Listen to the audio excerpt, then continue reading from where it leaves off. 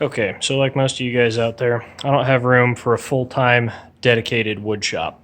So it's part of what is my normal garage and the rest of my shop space. Bunch of junk everywhere, a couple of different rooms. I'm pretty blessed to have a big space. But that being said, I have a lot of different things that I do, so I have to be fairly efficient with my space. I have some things that are set up permanently. You know, there's a panel saw there. It obviously doesn't move very much. The miter saw is technically portable, but that's going to not be the case soon. I'm going to build a new table for it. I'm not real happy with these cheap stands. It sits pretty close to the panel saw, but I don't use the panel saw all that much, so I don't mind it being a little bit squeezed in there. The panel saw can be used at any point in time. Just shuffle the shop vac and my stool out of the way, and I have full rip capacity from end to end.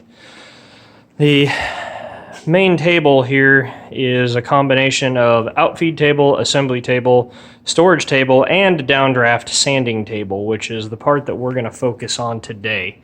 It has to serve multiple capacities because I don't have space for separate downdraft table, outfeed table, and assembly tables in here. I don't make my living out of this shop. I simply use this as a source of enjoyment. I work for a cabinet company, so I have a nice shop out there that I make a living from. But the long of the short is, an outfeed table doesn't have to be just an outfeed table. I use this one for a combination of storage. You can see my router tables down there. There's a drawer over here on this side, and I keep my small shop vac down there. This is all my shop vac accessories and things, so everything's handy. The table itself is the right height for my table saw. Over here, I just modified this today. I'm going to put some more drawers down here for me. But the downdraft part. So after I had built this table and decided, this is 4 foot by 7 foot, by the way, I decided that I was doing enough sanding that I was tired of dealing with the sanding dust. So I modified the table and built a box down inside of it. And that there is a squirrel cage blower out of a small house furnace, like maybe from a trailer house or something like that. It's 110 volt, 3 speed. I've got it set on medium speed, and just simply use a light switch, and I added an outlet below it so that I have power that is handy right there, and it's just plugged into 110 volt. You flip that switch and it turns on.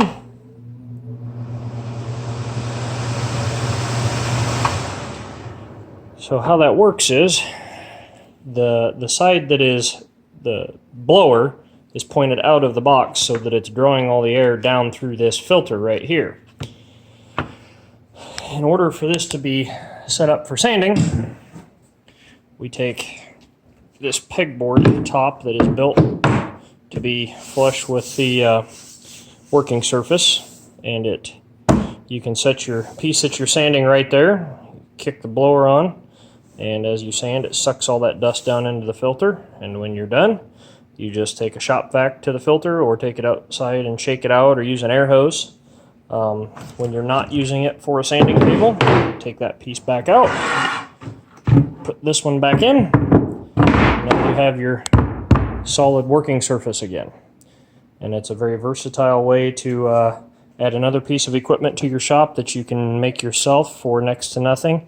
These squirrel cage blowers are available on Craigslist for anywhere from $20 to $40. I find them fairly regularly, or you can call your local HVAC contractor and see if they have some older ones sitting around they'd be willing to part with for a little to nothing.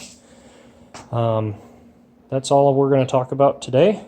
If you want any more detailed information about that downdrafting portion of this table, it can be arranged. Just send me a message and I would be happy to give you whatever information I can.